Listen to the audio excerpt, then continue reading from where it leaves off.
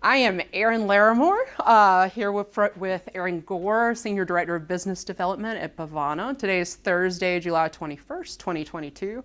We are in Jackson Library at UNC Greensboro doing an interview for Well Crafted NC. So to start, can you say and spell your name? Yes, my name is Aaron Gore. That is Aaron. Last name is Gore. Middle name is Michael Jordan. No, my parents don't watch basketball. Wow, that's awesome. Is it? Especially in North Carolina. Well, yeah, wasn't originally from here. That's true. My dad's a minister, so it was the Archangel Michael and the Jordan River, and then Michael Jordan became famous like the next year, and they were like, oh, crap. yeah. So, Then you also- were stuck with it. Yeah, I stuck with it for the rest of my life. So I managed to get a first name no one can spell until a Key and Peele skit, a middle name of the most famous basketball player of all time, and a last name which is a vice president who invented the internet. So There you go. I managed to go 0 for 4 on names. There you go.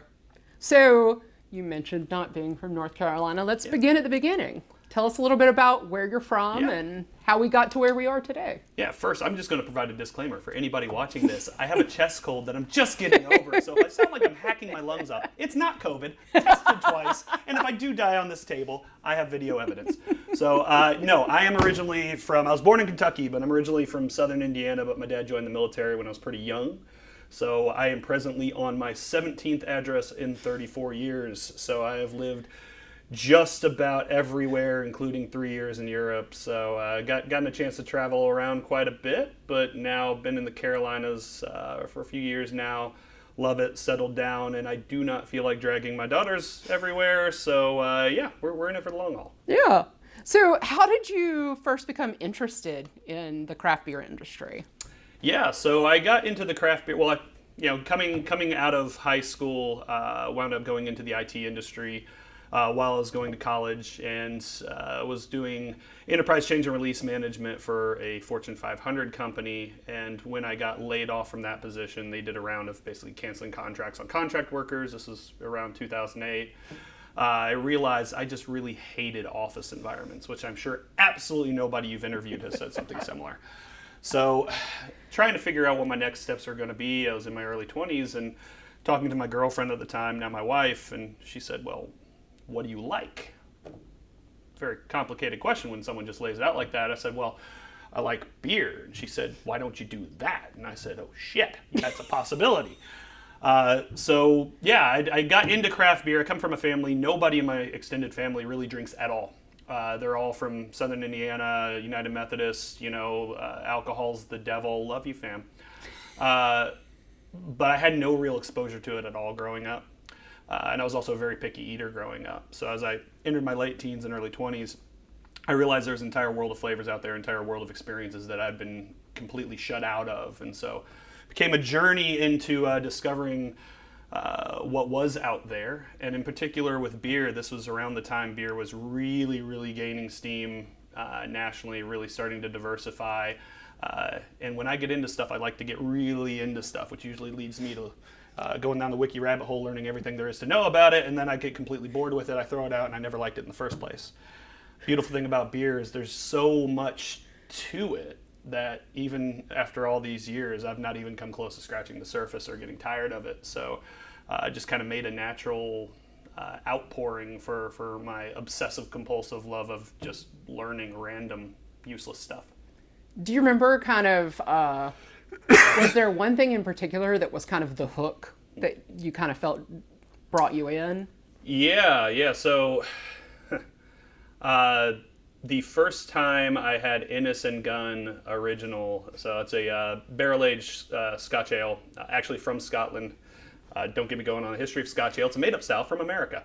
But nonetheless, at least in its modern form, spectacular beer. And it was actually on my 21st birthday. We went out to a nice dinner at a restaurant called Spain in Rhode Island, where I was living at the time. And I decided to splurge and order the most expensive beer on the menu. I think the bottle cost like $8. And the moment that touched my lips, I was just absolutely in love. I'd had some beer before that I'd really enjoyed, that I'd loved a lot. But the moment I had Innis and Gunn, all of a sudden I wanted to learn more and really start to explore. And that really just kind of led to me getting more and more into it. First, the actual liquid itself, and then realizing that there's so much behind just what's in the glass. and that's really what's kept me going, years and years later. Yeah. So what was your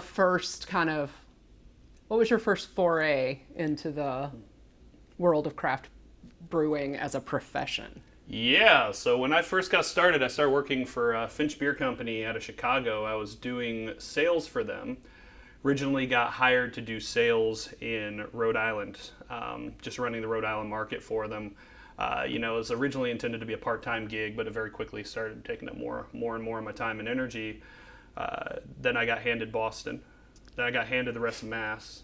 Then I got handed Vermont, and then New Hampshire, and then Southern Maine, and then Connecticut, New York, New Jersey. So by the end of it, I was effectively running the Northeast, just selling beer at a time when, selling beer in cans, especially 60-ounce cans, was effectively unheard of in craft beer. It was almost anathema unless you were Canarchy, Oscar Blues. So it was interesting to be going around selling 16-ounce 4-pack cans at a time when people were still associating cans in general with macro beer. Yeah. And who were you primarily reaching out to then? Like, were you primarily working with, did you find that restaurants were jumping on, or shops, or? So New England's a bit of a weird beast. Sam Adams has been up there for forever. Pete's Wicked was up there forever. You've had brands like Wachusett, Harpoon that are about as old school as you can possibly get when it comes to craft beer. Burlington is practically the original Asheville. Portland, Maine's been a powerhouse for a long time. So people were a lot more receptive than you'd think. The bigger difficulty you had outside of some of the eccentricities of the Rhode Island scene, which is, I could spin off a whole separate interview just talking about how deep, literally how deep the mob is intrinsically tied into the alcohol scene in Rhode Island specifically. Outside of that, though, the bigger issue you have is competing with some of those old hands who have really got their hands deep into the industry for a long time. I used to tell people you could go to the diviest dive bar in Massachusetts. They'd have sawdust on the floor. You walk in, you hear the record skip, and everybody looks at you. Some dude with like an eye patch and a scar across his face is just like, "What you doing here?" But they're gonna have Bud Light, and 3 varieties of Sam Adams. So that was always the harder part to break into, was just being able to sell into an area that already thought they had craft beer completely figured out. Yeah, that makes sense. So how did you make your way here to North Carolina? Oh, it was real simple. My wife had never lived anywhere other than New England, and so I told her, I've been moving around my whole life. Pick a place, we'll go. 5 years passes, and then she said, how about Charlotte? And I said, sure. It was really about that simple. So we actually wound up selling our house when we were on honeymoon in Italy. Came down here with no jobs, got an apartment sight unseen on the internet. Stupid. It was one of those things that wound up working incredibly well, but I do not recommend it. In retrospect, it was a terrible set of decisions. Her boss's husband was from Charlotte, had just spoken real highly of it. So we had basically set up a trip down here to just explore, see if we really wanted to move down here. A trip we couldn't afford. We were living hand to mouth up in Massachusetts, one of the most expensive parts of the country. Yep. We were quite literally having to, hopefully this doesn't incriminate me, steal from the self-checkouts at Stop and Shop to be able to eat. Took a trip down here and basically said, if we like it, we have to go. Cost of living down here was 60% what it was where we were living. And the first day we were kind of bouncing around Charlotte, and we were like, man, I'm not really sure that we're feeling this. This might have been a terrible mistake. And then we wound up going to Moo and Brew. Actually, the very first Moo and Brew festival. Actually, before that, we went to Old Mecklenburg Brewery, sat down at Beer Hall, and this is at a time where you were just starting to be able to have actual tap rooms in Massachusetts, Rhode Island. So sitting down in a full-fledged beer garden was a very unique experience. Felt really fulfilling. This is really funny because I wound up moving out of New England literally like the year before Trillium and Treehouse blew everything open, and now Massachusetts has a massive scene. I came to Charlotte to get to a better beer scene, ironically. But then we went from there to the first Moo and Brew Festival, met up with some folks who wound up winning tickets to a Checkers game. So over the course of one day, we went to an amazing brewery that had an epic on-premise, own-premise taproom experience. Had some fantastic food. Went to Moo and Brew, a really cool, innovative festival. that has had a shaky history since. But that first one was great, I promise. Went to Checkers game. I think we even went to a Hornets game. We wound up hanging out with some people that we just met out of the blue, and at that it was love. And yeah, just decided to make the choice and come on down. And when was that? This was about 7 years ago. Yeah. About 7 years ago. Yeah. So the Charlotte beer scene has changed a lot since then. Drastically. Oh my God, drastically. Yeah.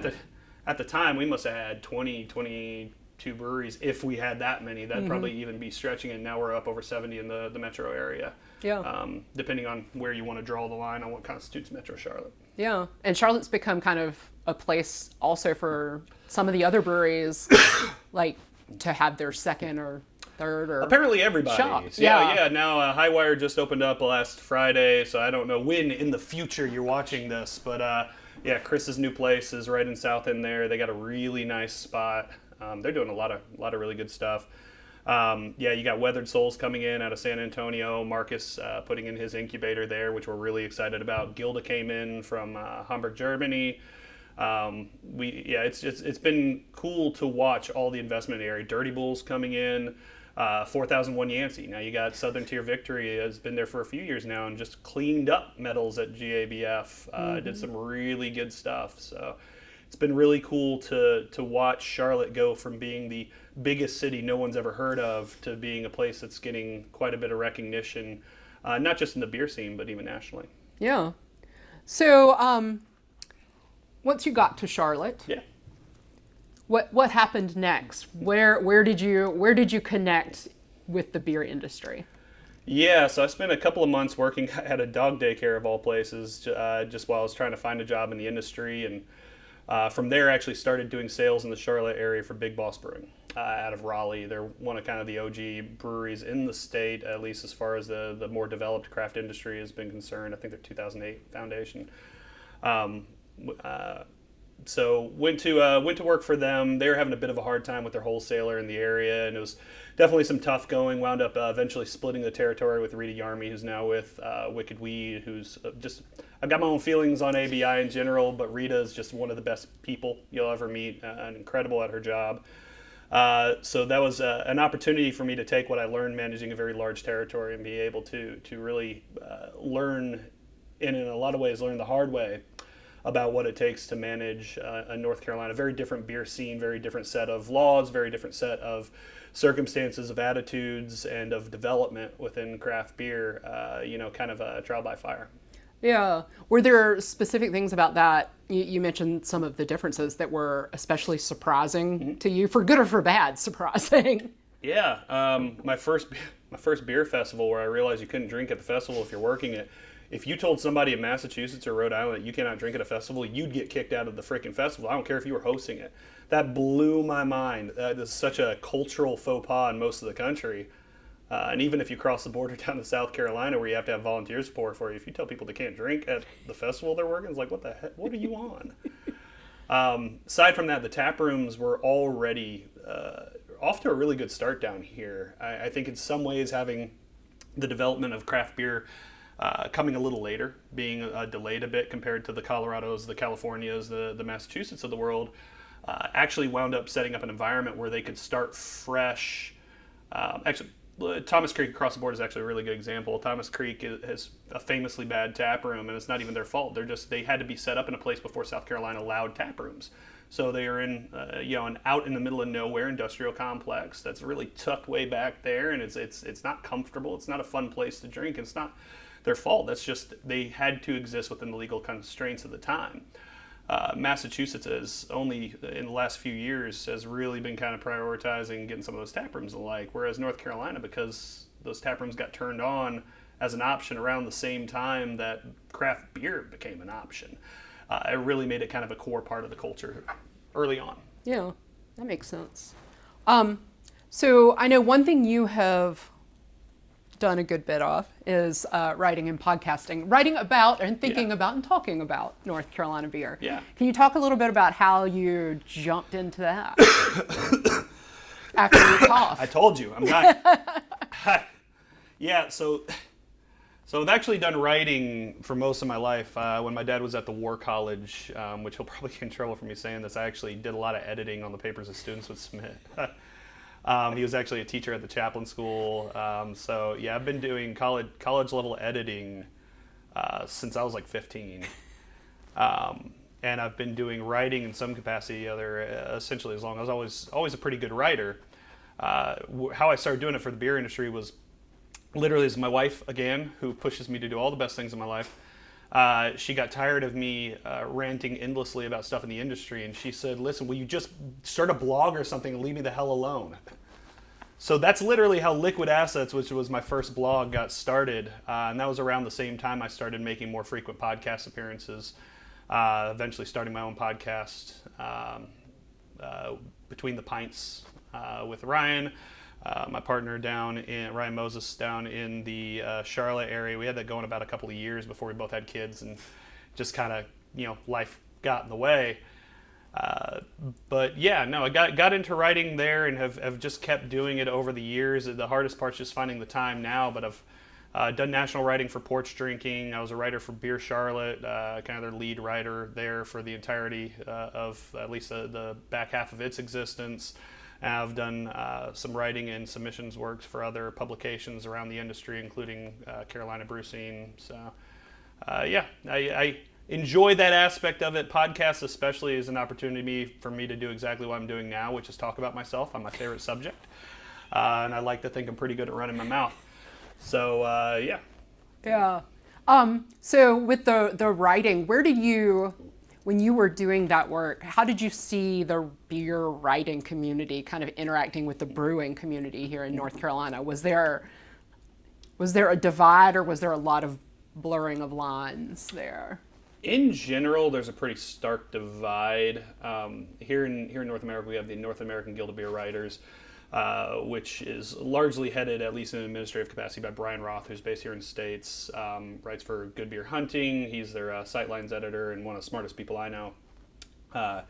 So there's definitely a kind of a class of beer writer, and there's a class of people within the industry. And it's not that never twain shall meet, but they definitely approach it from different angles. So the writing community, I think one of the things that they're very, very good at is being outside of the brewing community. Anytime you have an industry that's very, very culturally driven, that can be a wonderful thing, but it also creates all of these traditions and cultural artifacts and this inertia of thought that can really make it difficult to be honest with yourselves in analysis, in expose, and really confronting some of what's happening within the industry.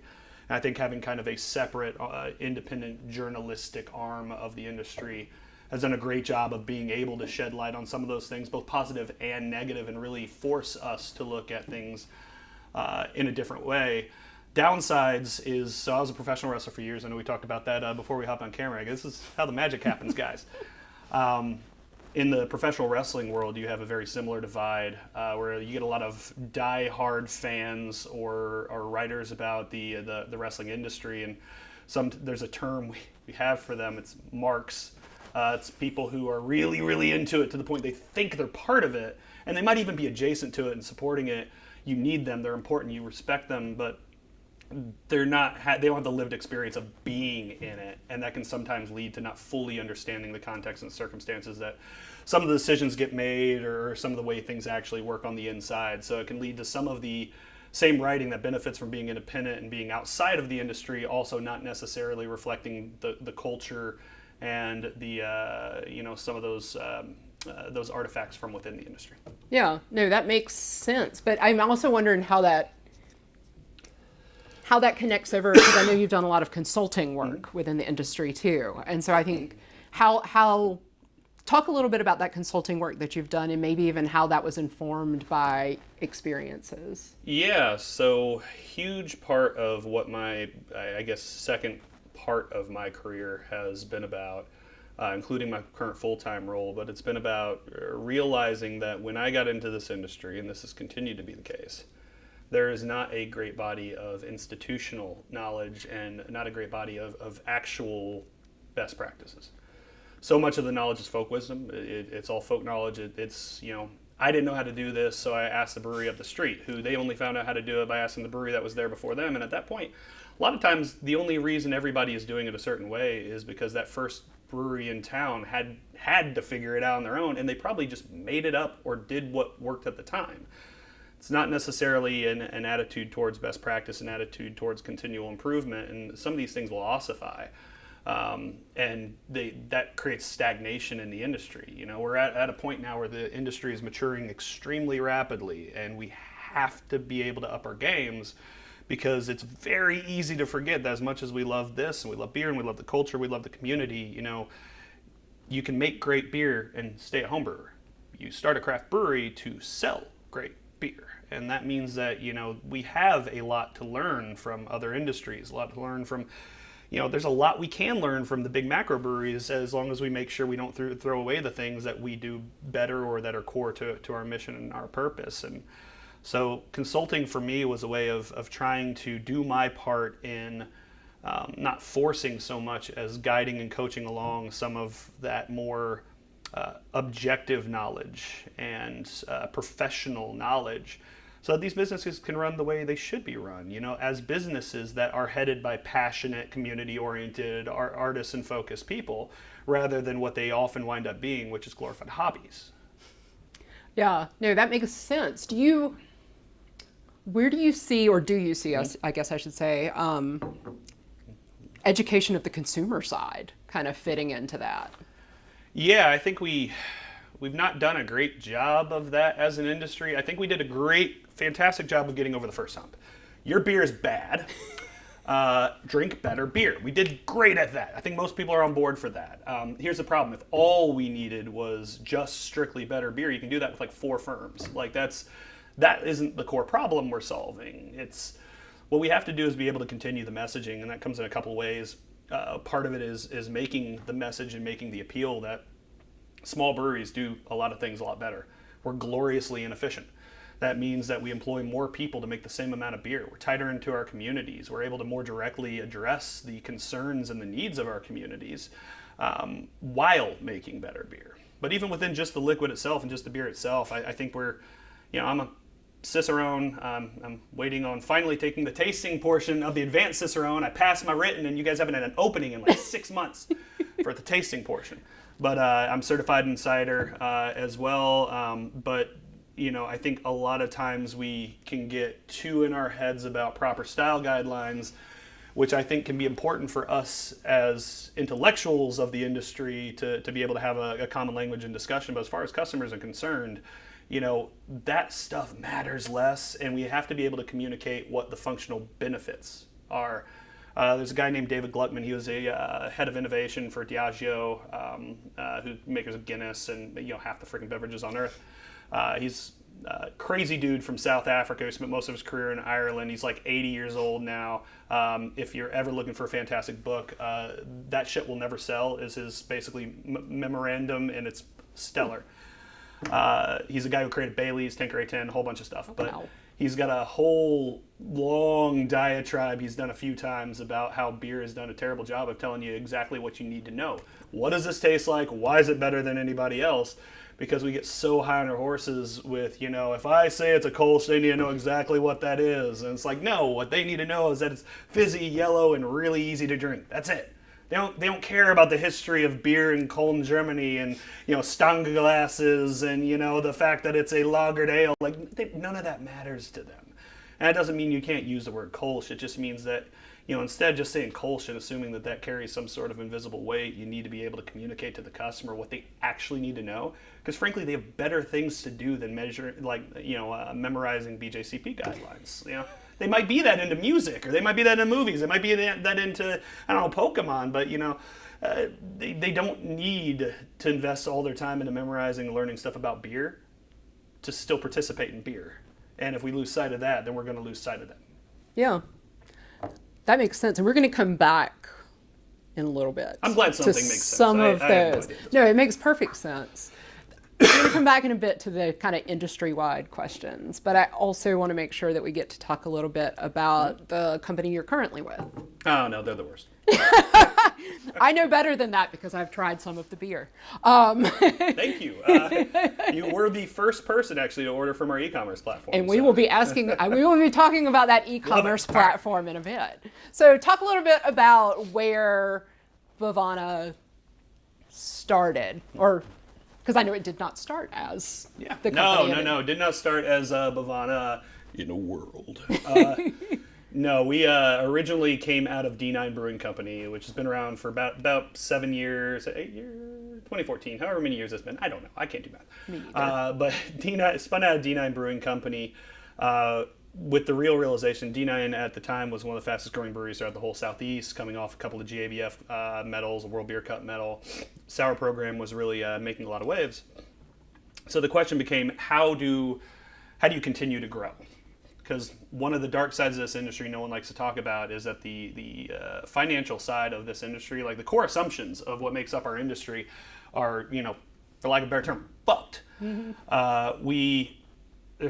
For example, we assume every brewery needs to own their own stainless. They need to have their own brew house, which is a huge problem because that's not how this industry was built. A lot of people have completely lost sight of the fact that for the first half of the craft beer industry, contract brewing in a lot of cases was the core driver of this industry. It was literally Miller Coors doing a whole campaign talking about the fact that Sam Adams did not brew their own beer on site at their own facility. That led to Sam Adams getting their own facility in the mid-90s. So it was, if anything, big beer forced us all into thinking we had to have our own facility. That's not the point. That's not the goal. And that's one of the chief reasons breweries go out of business. They either went too big, too small, too expensive, too cheap on their system. 65% of the total capacity in our industry is slack. It's unused.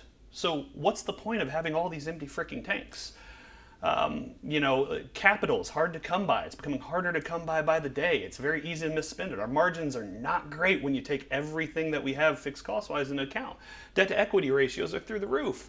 So it is. It's the question was, how do you proceed forward and how do you continue to grow once you've capped out your own system? The demand's there. Customers want it.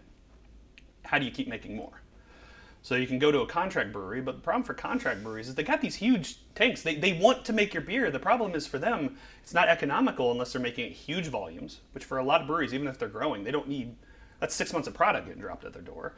It's a high risk proposition for these large firms because they're dealing with all these tiny little breweries who, you never know if you're going to get paid. So for them, they want cash up front. So now you got to drop 6 months of product COGS on 6 months of product that now you have to warehouse and hope to God that you can sell before it goes out of code. So contract brewing is not a great option either. And then for wholesalers, now you are one tiny little firm, and we're in a 3-tier industry. It's very tightly controlled, even with self-distribution as an option. Self-distribution is incredibly inefficient if you go beyond your core market. So you have to work with the wholesalers, and now you're stuck in that position where you make up 0.02% of their whole book. They don't care about you because it takes 1 hour for your annual business planning meeting, just like it does for Constellation.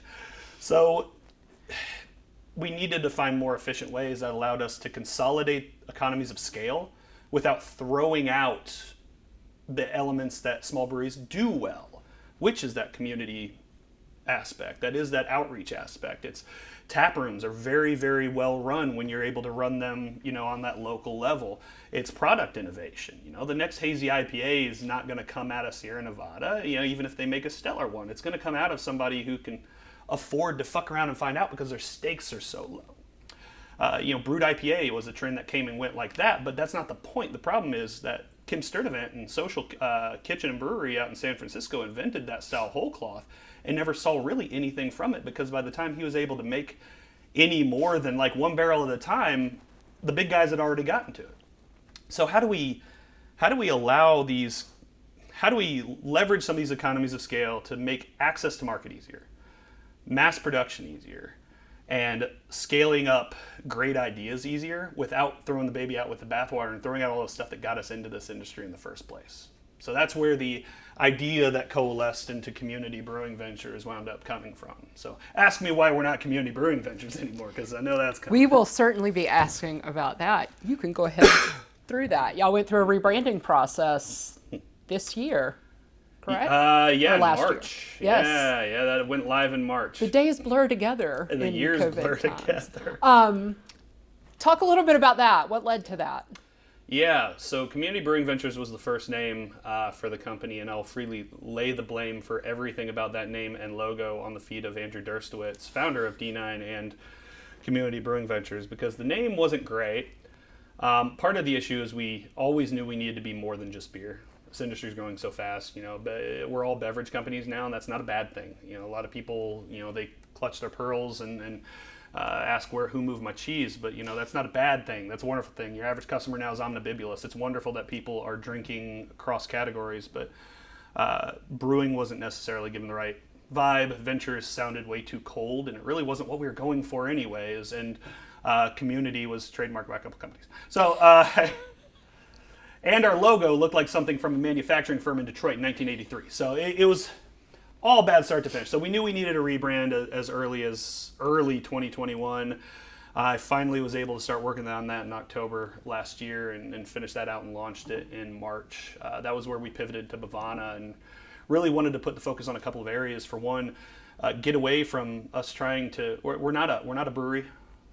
We're more of a platform. We're more of a market access platform if we really want to dive into it. And yes, we brew some of our own beer. On legal record, we are a brewery of a lot of things because we have to be the way that brand assignments and franchise laws are written. We have to be legally, but we're a lot more of a way of helping small breweries scale up that want to and that have the means to and have everything they need to expand beyond where they need to be.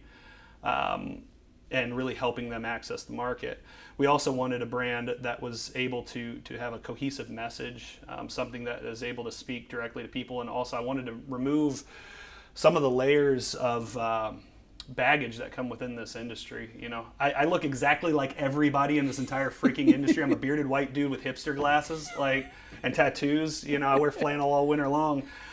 We wanted something that wasn't, feminine. What we wanted was something that it was, able to be inclusive of everybody. And I think we did a good job of that with Bevana. I actually just had another company that we've been talking to call that out specifically, which and unprompted, which made me feel good because that was the goal, was to create something that was going to be expansive and have kombucha drinkers and wine drinkers and beer drinkers and coffee drinkers all be able to see it and say, what the most important thing is, they're here for artisan beverage makers and they're here for people like me who just like to drink what I like to drink. Yeah. So you mentioned, let's talk about some of the companies that you do work with. Can we get some examples of not just who you're working with, but kind of how partnerships tend to develop? Yeah. So I'm in charge of all of our partnerships, in addition to everything else other than brewing the beer. No one wants me doing that. So as far as the partners are concerned, we've got a fantastic group of partners right now, and that's growing quickly. We're taking a little bit of a break throughout the rest of this year and really focusing on our existing partnerships before kicking it back up next year. But one of the first ones that came on board was actually Updog Kombucha. It's a Winston-Salem-based company, women-founded. Olivia Wolf, Lauren Miller. Lauren had to get out of owning a small business per doctor's orders. She was having some medical problems, which I won't get any further into, but they needed to divest. And we were able to basically give them a path to sustain growth and still be able to keep this fantastic and growing company that they had on that path, while allowing her to take a step back and kind of spend some time on herself. And Olivia knew she wasn't going to be able to run it on her own, but she was still very much engaged, and she still really wanted to be able to drive. She just knew she wasn't going to be able to run some of the admin stuff and distribution. That just wasn't going to be feasible solo. Excuse me. So bringing Updog on board was awesome. It's been a privilege to be able to work with them. Their product is fantastic. It's less sugar and a lot less acidic than most of the kombuchas out there. So it's a really fine product that stands out in the market, which is with great branding, which is exactly what we want. And to have engaged founders like Olivia who are really going to go out there and hustle and really just be able to press flesh and tell everybody, hey, here's our story. Here's why this is important to us. That's way more important than anything we specifically at Bevana are doing. And it's been great for us. Just to play both sides of it. They're on pace to be our biggest brand within, I think, the next 8 months, even over D9, which is what we grew out of. D9's distributed in 14 states, and Updog's only distributed in 3. So it's been amazing to watch the explosive rise of that company and that partner. Bay Cannon Beer Company down in Tampa, they were one that opened up right into the pandemic, which is not ideal. So being able to work with them, I actually met them through Allie Gray, who at the time was their assistant brewer. She is now working elsewhere in the area. But I met her through Pink Boot Society, as well as through the No More Pores podcast of the Florida that I co-host sometimes, and got to talking with Matthew Jouer, Joe Simmons, the founders there, and we've been fortunate enough to work with them on a close basis and really watch West Tampa develop and kind of stabilize and grow, an area that's historically been kind of forgotten about from a developmental standpoint. Companies like Bold Mariner out of Norfolk, Virginia. Founded by a couple of former Navy SEALs, which they'll tell you there's no such thing as former Navy SEALs, but Michael Stacks is a fantastic guy, and they're finally starting to get some recognition. For a long time they're just kind of another brewery, even though they're doing some stellar stuff. And a couple of key mentions from folks has really started to raise their star, and it's been fun to watch them really get recognized for spectacular stuff, a spectacular place, and just being great people doing great stuff. Yeah. Are there any, I'm going to ask this as if I don't already know the answer. Are there any unique challenges that come with partnering with breweries outside of North Carolina? Oh, man. Do you mean specifically when it comes to bringing them into North Carolina, or? When it comes to bringing them in and when it comes to pushing the beer out? No. It's so... There's always unique challenges, and honestly, a lot of times the challenges are not the ones people would assume. So the way our business works is a little different than it would be for a lot of companies, in the sense that on record we are the producer of all the products that we put out, even though we pay out to the companies that are partners that we work with, because that's what allows us to plug them into our distribution network. So that lets us play some games with having multiple wholesalers, for example, in one area that wouldn't be possible for other companies. So that lets us avoid some of the biggest headaches. Label approvals, I know people in North Carolina like to complain about them. They're a little bit of a headache, but I got to do Tennessee, and it's nowhere near as bad as Tennessee or Pennsylvania or Virginia. Those are way worse. North Carolina, people who have been in the state for too long or have spent their entire time in the industry in the state complain all the time about our ABC. And don't get me wrong, there's plenty of common sense laws I think are still very much needed, and there's still a lot of progress to be made. And I still think there's a lot of just absolute silliness that happens at the legislative and regulatory level. But in relative terms, we've got it pretty good compared to a lot of states. So outside of that, I know there's a lot of talk of local. This is the part where I'm going to say something that's probably going to be controversial among people watching this, but local's not nearly as important to customers as we think it is. And even wholesalers think it's more important than it actually is. Local is a tiebreaker, where the biggest issue we have at most places where people can buy craft beer is decision paralysis. For your average customer, they're walking up to a shelf that's 250, Harris Teeter has 250 freaking SKUs just about. So they're looking at this wall of just absolute choice, and they have no idea how to make the decision. So the first thing they usually do is they start in the local section, because they have to narrow that somehow. It's like if you got somebody who's never watched football in their life and they have no real attachment to any team, and they pick a team based on the uniform. People will judge them for it, but let's be honest, what else? They have to narrow it down somehow. That's just as valid as anything else. So, local becomes a tiebreaker. If you look at the numbers, they even back this. It's not nearly as valuable to be local as people think it is. There's been some data that's come out that says after about 40 miles, the local effect drops off utterly. It's gone. And it's modest at best. So, it's not that local's not important. That community orientation is important. But most of the good work that comes from local happens in the tap room. It doesn't happen in distribution. And most breweries aren't equipped for distribution anyways. Their branding is not universal enough. They absolutely lose their ass on packaging. People don't realize how expensive packaging product is. So, I dream of a world where a handful of breweries really make it their mission to set themselves up for distribution and then work, whether it's with us, whether it's with somebody else, some model I've never even thought of before, to be able to specialize in entering distribution. And we make our peace with the fact that most breweries will be best served by being community third places. And that's not only okay, that's the way, that's probably the most true to our mission as an industry. It drives me insane for a lot of reasons anytime someone says we have too many breweries. In 9,500 we're oversaturated. There's 11,000 wineries in the US and they have half our market share, and 40% of that market share is imports. We can sustain 19,000 breweries if more of them are neighborhood focused, taproom focused breweries, and that's a beautiful thing. Yeah. So you mentioned a few minutes ago that for legal reasons, Bevana also is a brewery. Yes. And I know you guys have a public space.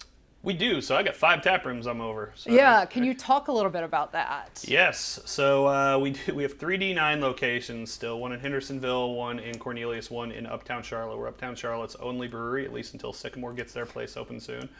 But I'm going to hold on to that superlative until then. We also have it's finally getting the sign changed over to be the Bevana Newton, which is up in Newton, North Carolina, just outside of Hickory. That's also our R&D facility.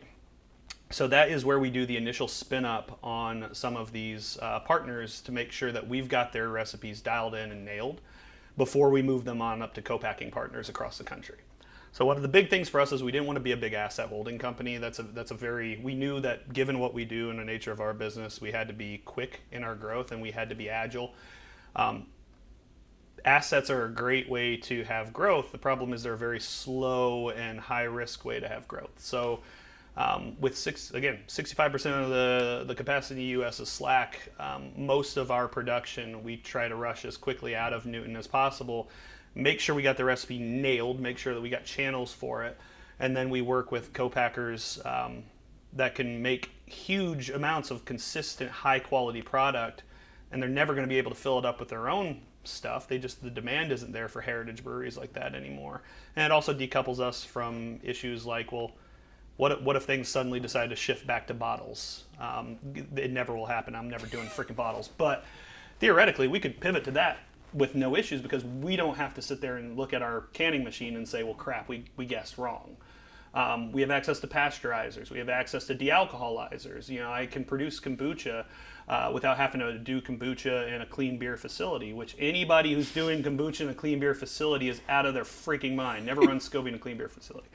So it lets us decouple ourselves from the limitations of production so that all we have to focus on is making sure that we have great stuff, partners who are engaged, that we are engaged, that we're doing right by them, and being able to find the channels for it so that we're removing that big concern of can we make this and do we have to go either too big or too small. Yeah.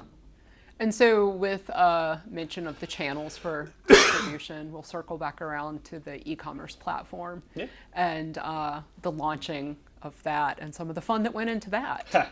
Fun. Yes. So can you, when did that happen and how did it come about? Yeah. So e-commerce was something that we've almost since me and Andrew were first talking about this model knew was going to need to happen. It's just a natural outgrowth. Most people, I forget the exact, I won't misquote the survey, but there was just a survey that said the vast majority of customers would love to be able to buy craft beer online. Most of them also didn't know you could buy craft beer online. So literally education has been a huge stopping point. The other issue is that the way laws are structured, most suppliers can only sell beer online and deliver it within their own state, if they can even do that. Now, this is the one big secret that I'm not going to tell anybody, but we've spent a lot of time and energy on the compliance side to make it so that I can ship to 42 states, and that was huge because we needed to, just like in brick and mortar distribution, just like in retail, the goal was to be able to make it so we could help plug our partners into channels that otherwise they wouldn't be able to get into. E-commerce was the same. You can always go through a Tavor or a Craft Shack or Craft Beer Kings, and this is me throwing shade on them. What they do well. The problem is they're going to have to negotiate absolutely ridiculous discounts. It's going to cost customers a lot. Their prices are ridiculous because a lot of times they either have to get those discounts from the brewery or they have to go through through wholesale, which is going to raise the price dramatically. A lot of times their shipping is through the roof. I don't know why they can't get reasonable shipping, but sweet Jesus, they can't. Their service levels aren't great. Basically, it's a non-ideal situation. It's companies that were trying to find a solution, but that were trying to approach it from outside of the place where the problems were actually happening, which is at that supplier level. So e-com lets us basically do all the things they're doing, but I can do it cheaper. I can do cheaper shipping. I can offer free shipping on all orders over $65 with the promo code FINDBEVANA22. So, the goal was to make it so that it was better for the consumer. They're able to access the products they want anywhere they're at without the headache of trying to navigate all these non-ideal options, while for the suppliers being able to set them up to plug right into us and just get the stuff right out to customers, and without having to face an impossible lobbying position at the state level and change laws. So the issue is setting up an entire channel is hard, very hard. I'm not a web developer. The company we use for the back end to kind of manage act as our storefront. There's things like Shopify and that we had been working with one called VineSpring, which got bought out literally about 4 weeks before we went live.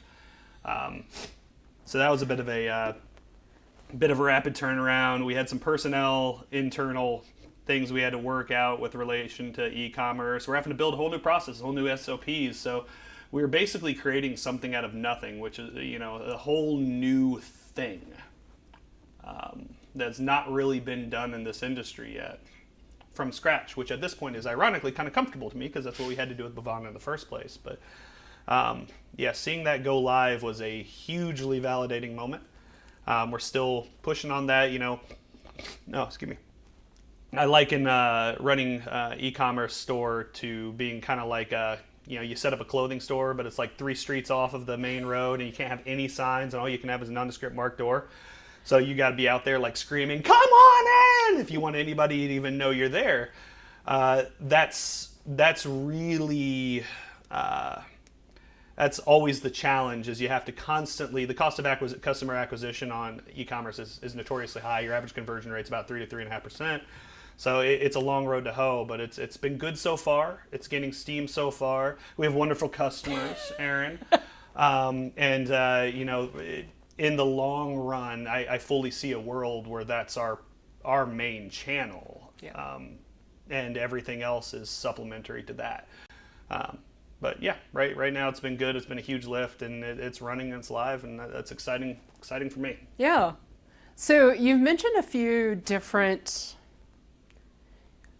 resources, organizations, groups, people who've kind of plugged in and helped along the way. You mentioned Pink Boots. You mentioned some other things. Can you talk about some of these, some of the resource banks that you've drawn on to grow the business?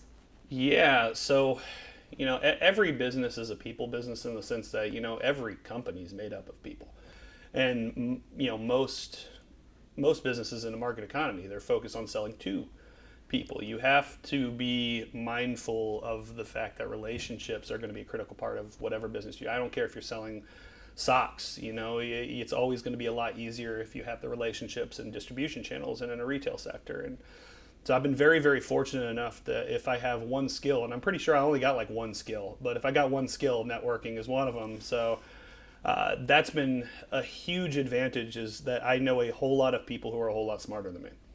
And being able to lean on some of those people, not just for their knowledge and their wisdom, but for connections, for recommendations, for just phone numbers. That's one of the hardest things, is just finding out in a lot of business, who to talk to and how to actually get through to them. Because if their inbox looks like my inbox, that thing's about this freaking long at any given time of unread messages. So being able to leverage some of those networks has been hugely important. Craft Beer Professionals is a group on Facebook that's been very valuable. Andrew Copeland, who runs that, is a fantastic fantastic guy. He's done a really good job. I know some people in the industry like to crap all over that group, but what they've done is lived their mandate very well, which has been to provide base level, early day knowledge to people who are just breaking into this industry and have no idea which end is up. I think he's done a spectacular job there, and being able to plug into that network has been valuable. Being able to plug into guilds has been hugely valuable. Lisa and the NC Guild, I've worked with guilds a lot over the course of years in a lot of states, and I'll go to bat saying that the North Carolina Guild is probably the best run one east of the Mississippi. New York's got a fantastic one, Pennsylvania's got a good one, Ohio's got a spectacular one, but and a lot of great people at all of them. But yeah, Lisa and before her Rich, that guild has done a spectacular job. South Carolina Guild. I'm on the festival and the conference committees for the South Carolina Guild. They've been an excellent resource. So being able to plug into those just to be able to get hooked up with affiliate members who might have resources, suppliers. We got raw material needs, we got marketing needs. That's all been hugely valuable. And even knowing people like Warren Bondi at Beer Marketeers, or Julie Rhodes at Not Your Hobby Marketing, who I'm able to bounce ideas off of. I'm in charge of our marketing team as well. So having that knowledge bank is important. And if there's one, I just met Joey, who runs the San Diego Pink Boots chapter, and she also runs a merchandise company for the industry. So being able to have those people that you're able to plug into, that's one thing that's amazing about beer is people are very free with their knowledge, and they're not going to turf guard in the way a lot of industries will. And I don't think anybody in any industry, in any aspect of life, is building something from nothing. There's not an original idea of all time. Every song has inspiration from the songs before it. Every Elvis has a Chuck Berry. Every Chuck Berry has, the classics and the jazz and the gospel before that. You have to be able to build on the shoulders of those who came before and those who are around you. And I think we've been very, very fortunate enough to have a pretty extensive network there. Yeah. So one question that I accidentally forgot to ask that's wonderful. I forgot to answer. That I should have asked very early on, that you've answered in bits and pieces. Talk about your responsibilities at Bevana. They are far-reaching. Oh man, yes they are. Let's see here. I am the Senior Director of Business Development, which means I am in charge of all 5 of our tap rooms in 2 states across 3 brands. I'm in charge of our marketing team. I find all of our partners, manage all those partner relationships, and responsible for all the payouts and reporting there. I work directly with our sales team, kind of act as an effective dotted line management over JP on that side. John Proman, fantastic veteran of Avery, Sierra Nevada. He's done some fantastic stuff for us. Let's see here. I'm over all the e-commerce stuff as well. It keeps me moving. Basically everything outside of the warehouse, well, even the warehouse if it's e-commerce is mine. Basically everything outside of the warehouse and the brew house is got my stamp on it somewhere. Oh, and they don't let me be responsible for the bank account, which I wouldn't either. I don't even handle my home finances. My wife doesn't trust me with that. I don't spend much, but I also don't trust me to balance the checkbook. I'm a data analyst. Oh. Yeah, I do most of our outside communications, all of our press releases and newsletter copy. Yeah. You're going to remember more too. I'm sure I will. Yeah. I am sure I will. Yeah. So if you had your way, where would you see Bevana, how would you see it growing in the next few years? Yeah, so for us, I want us to get to a point where, any partner who we talk to who, they've got branding that can live outside of, I don't know if you're familiar with what Yinzer is. So Yinzer is a term out of Pittsburgh. It's their version of y'all is Yins. So people from Pittsburgh call it Yinzer. So if there's something like Yinzer Brewing, they might be the most successful freaking brewery on earth when it comes to just Pittsburgh. But I can't transport them to Shreveport, Louisiana and have them have success. So, but company that's got what it takes to succeed in distribution. They want to succeed in distribution and on e-commerce. and they've got the product quality that I know is going to be table stakes at least. I'd like to get us to the point where at that point, as long as we have faith in them, our wholesalers and our retail partners have faith in us. So my big goal is to be able to basically, as we enter this period of consolidation in the industry, just wedge one hand on each side of a 10-foot block at the grocery store and say, hey, this is for independent craft. And if we can hold this open and act as a facilitating force to help stuff get there, that's the goal. I got 2 little girls at home. I'd like there to still be an industry when they're 21. My 4-year-old can identify the pieces of a brew house. She's been to 76 breweries at age 4. Her favorite place to go on earth is Replay Brewing. I have video of her from a Hilton Head trip. We were going to go to Lincoln and South Brewing, and she passed out in the car while we were driving down there, and we were like, oh, we'll just get back to the hotel. When she woke up, she cried for 20 minutes, saying, I wanted to go to the brewery. I got that on video. I'm going to hold that until her wedding day. Just embarrassed the living hell out of her. But I've been in this industry a long time. Building Bevana will not be the last thing that I do, but it is an important thing to me. And I've always said, because I still do a ton of extracurricular stuff in this industry, even beyond Bevana, that I'd like to leave this industry healthier and better off than when I came into it. So, obviously we're a business. Obviously we're here to make money, but I think there's a way in which we can, conscientious capitalism, we can make money in a way that not only makes the industry more sustainable and better able to survive some of the maturation shocks that are coming, but also be able to make it better along the way so that I don't necessarily look like the most stereotypical brewery representative on earth. Yeah. Well, and you mentioned Weathered Souls coming in to Charlotte earlier, and that actually made me think of the role of incubators and the role they're playing kind of across the state, because that's not going to be... Rocky Mound has been doing some fantastic stuff for a long time. Celeste Beatty down there is a legend in the industry.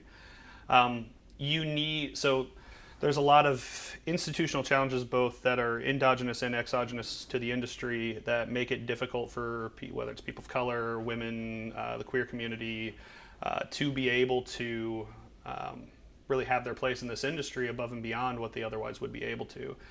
We're not an incubator, we're more of an accelerator. We hit things kind of at the next step up, but those incubators are so key to being able to provide those early resources that otherwise would be very difficult to access. A lot of people do not realize how difficult access to capital is for people of color especially. The average black household has only about 10% of the wealth of the average white household. Now in real terms, real income, that's not the case, but it's that level of wealth or real estate wealth or family wealth that makes it very difficult to easily source like family and friend funding, which is how a lot of breweries start. So for those incubators to be able to provide those early resources, get these companies off the ground, let them learn what they're doing before they try to expand. And then for something, whether it's us or some other sort of facultative service, us being able to plug companies right into our distribution channels, one of the things that allows us to do is cut through some of the I don't mean politically conservative, but socially conservative, financially conservative inclinations of the wholesale and retail sectors, because they're very focused on keeping their risk manageable and on keeping the status quo steady, because that's what keeps them in business. Allows us to cut through some of that and give some of these companies opportunities they otherwise wouldn't. And it's not, that's not even the wrong term. It's not us giving them opportunities, it's us giving them stage moments to shine on their own. So we need things like that to be able to provide, I guess, kind of a clean path to market, which is already difficult at any brewery. It's that much harder when you're facing all those headwinds, and that only exacerbates a problem that the industry's had basically since its inception. Yeah. And that kind of ties into the next question I was going to ask, which is specifically North Carolina focused. What are some of the biggest challenges that you see the industry dealing with today? Yeah. So either dealing with or not dealing with. No, even a few years ago, I mean, I think North Carolina had some unique challenges, but now I don't think it's so much unique challenges as it is the ones that are facing the industry at large. Mm-hmm. I have been preaching for years that the industry has largely been, we've had a bit of an attitude that the good times are always going to continue and we're on a holy crusade that'll never stop. Until every there's an IPA in every hand and a tap room on every corner. the problem is any sort of industry, maturations like respiration. You tend to see periods of consolidation, periods of fragmentation. We as an industry have basically been one long, very successful period of fragmentation. We've created a long tail out of nothing to the point where average firms have been spiking 1,000 plus a year over the last few years. The issue is we are heading into a consolidative phase, and anybody who says otherwise is, frankly, stupid. It is happening. Anytime you see slowdown at the top, which is exactly what we have seen with the big two firms, basically everybody other than Constellation at the top, what that leads to is what that tends to lead to is a slowdown among the largest firms of the long tail. So the Sam Adamses, the Sierra Nevadas, and that tends to lead to the more successful of those consolidating the less successful of those. Once that happens, that tends to just put off acquisition by the largest entities. That's why things like Monster acquiring Canarchy, these are bellwethers. We've seen category blurring. So all of a sudden, soda companies, for the first time ever, feeling very comfortable dipping their toes into beverage alcohol. I don't think most people have given any thought to how dramatic that's going to change the dynamic, because Pepsi and Coke made Bud and Miller look like chump change. The industry is going to mature very, very rapidly, and a couple of things are going to happen. We can either find a way to let this long tail continue to survive and thrive in the gaps, and eventually, fall within the kind of the perverse gap created by consolidation. For every Tide or all dish detergent, you got some tiny little boutique brand that is there for people who only want honey scented dish detergent that was made, or laundry detergent that's made in the jungles of Brazil. That's fine. They're focused on staying small, hitting that 0.1% of customers who do care. We as a long tail can hold that open and live there for a long time. But if we don't do something to make that sustainable, we're going to see a massive consolidation from collapse and from firm failure in that long tail. So for me, the biggest challenge that we have is we as an industry, we just need to wake up and grow up. And we need to acknowledge this is happening and figure out how to draw our lines on saying, hey, we deserve to live. We deserve to stay around. Customers want us, but market forces don't necessarily bear that out.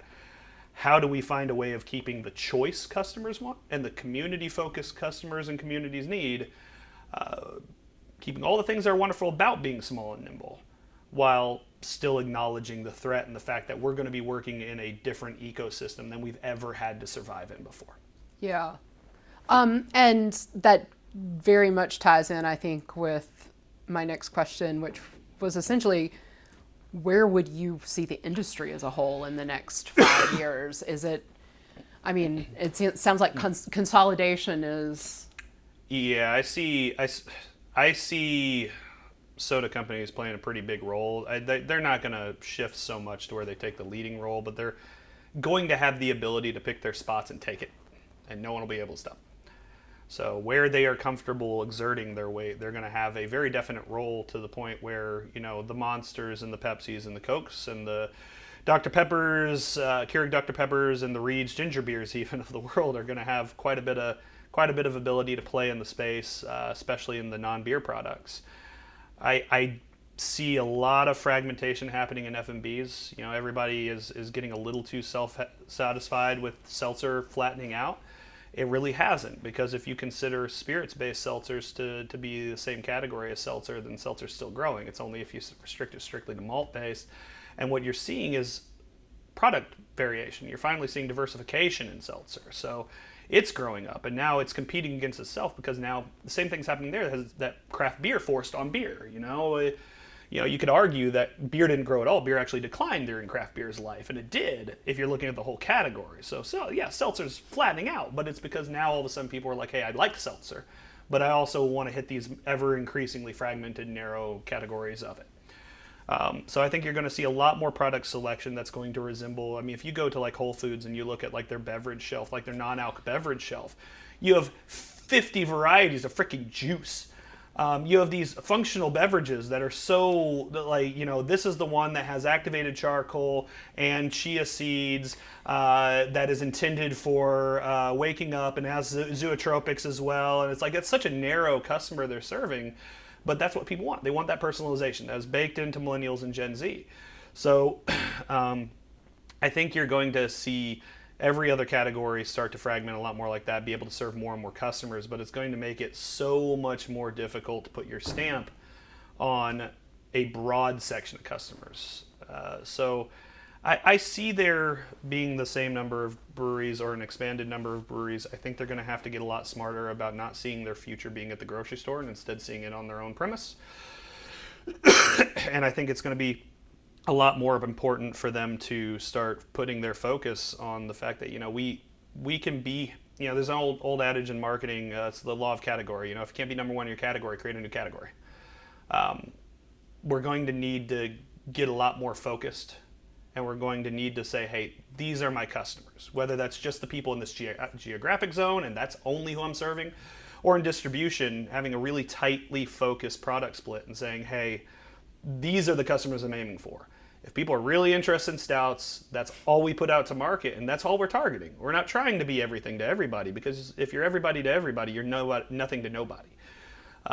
And you already see some of that happen in places like Colorado, California. I mean, if you go to Denver, tell me that a cask beer only English style brewery like Hogshead is going to survive anywhere else. But it's such a mature market. They know exactly who they're hitting. They know exactly who they're capturing, and that's all they're aiming for, and that's okay. Yeah. Not everybody has to make every style of beer, and I think that's, if anything, a beautiful thing. Do you see some of that, I don't know, that defragmentation coming to the breweries that are staying taproom only, or do you see more of, you talked about breweries that specializes in stout for distribution. I think most taprooms you go to now, you're going to see a range of styles. Sometimes it might just be 6 different IPAs, but Tell me how you really feel. But you're going to see a range of styles. Do you see a lot of these places that are kind of focused on distribution in their taproom also kind of following that trend, or it seems like some of them try to be the beer place for everybody?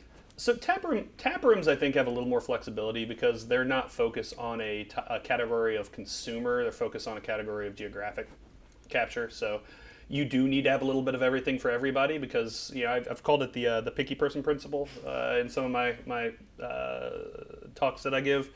It's the idea of if you got a group of 7 folks and one of them only drinks wine and your brewery doesn't have a wine option, congratulations, you lost all 7 people. You didn't just lose the one. So I think for the tap room, it's one of the reasons why, anybody who's trying to push a craft seltzer into the market is insane.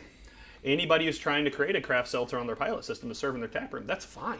That's fine. You need to have that option for them.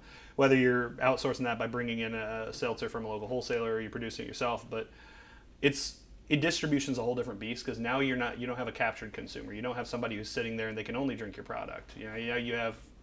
Now you're in the market, and now you are competing for shelf space that hasn't increased in 10 years, and you're going to have to be competing for that very, very limited space with something that might not be your best effort because maybe you're not the seltzer company. You make a fine seltzer, but it might not be hitting the seltzer consumer just as well as White Claw does, or even just as well as a craft seltzer down the street is. So it's important to find what you do best. Lean on that in the market, even if in your tap room you have options for everybody. Yeah, that makes sense.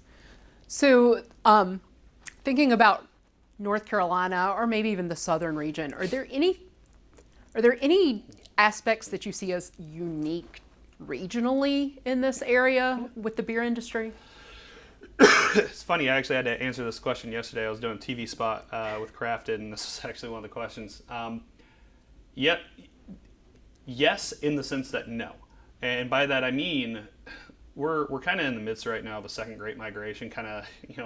Northern migration down south has been en masse, and to the point where in Charlotte, at least, we call anybody who's born and raised in the city a unicorn because they're so freaking rare. they don't exist. I think something like only 45% of the population of Charlotte was even born in the Carolinas, much less in Charlotte proper. So one of the things I think makes, and that's not a strictly Carolina phenomenon. You see it in Florida. Florida's famously people from all over. You increasingly see it even in places like Tennessee. So I think one of the amazing things about the Southeast is the fact that you do get so many influences from so many different places that are really bringing their own unique take on it. And it's not that you're able to find each of these unique things, it's the fact that they're able to blend and blur and create something that does take some of the best elements. That's why we have some fantastic hazy IPAs, we have some fantastic fruited sours, but we still have things like everything Old Hickory puts out, fantastic imperial stouts. I think it's all these different lenses of being able to look at what beer and what the beer industry should be that we're able to really blend and bring together, and that's a really unique thing. One of the things I would love to see more of is being able to take some of the things that are uniquely Southern. I think some of what we have kind of lost, and I think a huge part of that is because this industry is so white, is there's a lot of the very uniquely Southern, old Southern elements that aren't getting added to that melting pot of concepts.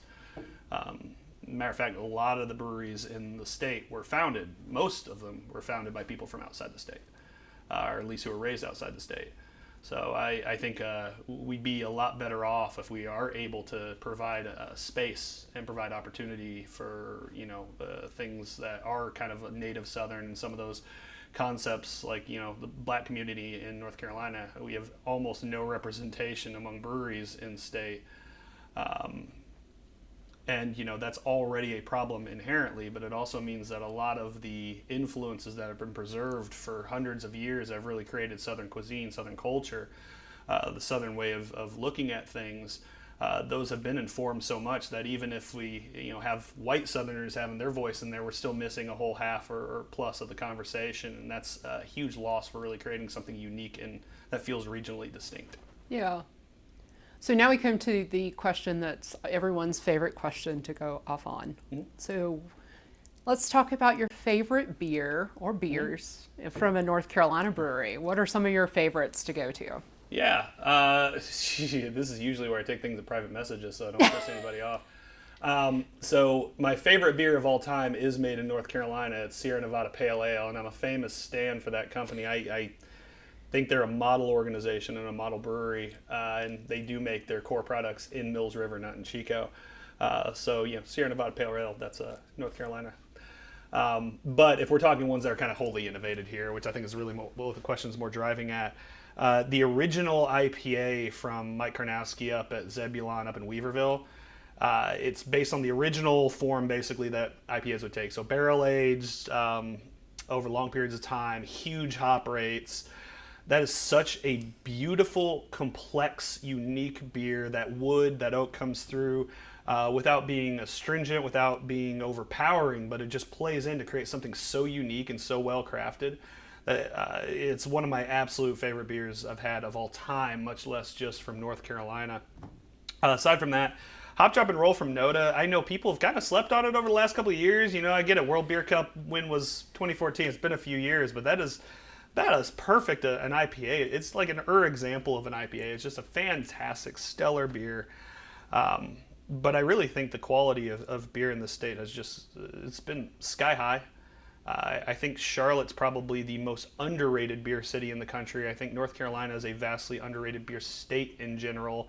Asheville took a few years where it felt like they were kind of resting on their laurels, but in the last 4 or 5 years, they've really gotten off to the races again. It's been awesome to watch some of the younger breweries there, like Zillico, like Dissolver, that are just really doing some really cool stuff, like Sideways. And Raleigh's really started to find its own voice.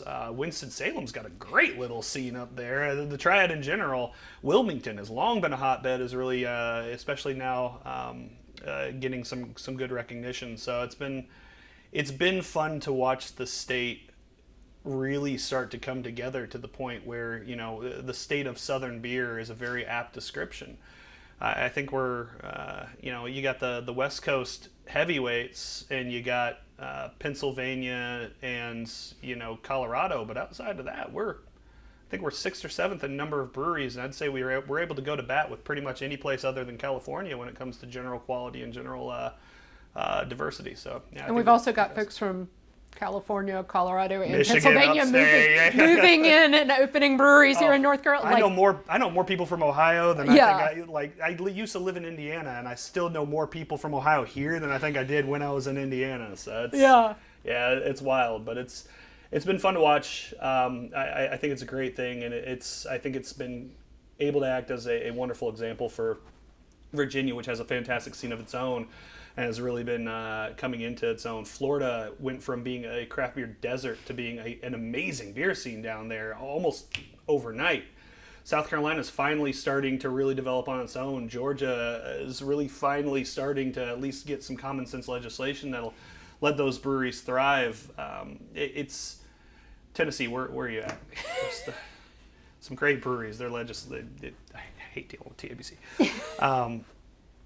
But it's been wonderful to watch the Southeast beer scene really develop into something worth watching. When for a long time it was definitely an area that was behind the times when it came to everything other than bourbon. Yeah. So that is my full list of questions. Is there anything you can think about that we have not talked about? Go to shop.bevana.com and buy tons of stuff, have it shipped directly to your house in 42 states, plus the District of Columbia. No. Lovingly packaged by the folks. Lovingly packaged by the folks at Bevana. And if you hate me, we got a ton of other employees, so please, I promise, I'm not representative. No, aside from that, I think we've covered a good bit of it. Go out to your local breweries, support them, support the industry, drink what you like to drink, and just let's be honest with ourselves about the good and the bad. We've still got a lot of room to grow, a lot of room to develop, and please God, let's stop saying that we're oversaturated. For one, women and people of color, we've done an absolutely shit job of marketing to. So when we have 60% of the population that we've done absolutely nothing to try and do outreach for, I do not want to hear that we have reached saturation. That's a slap in the face to everybody. So I think we've got a lot of room to develop even within the state, and I think there's a whole lot of history still left to be written. Awesome. Well, thank you so much. Awesome. Thank you so much. Appreciate it. Appreciate y'all.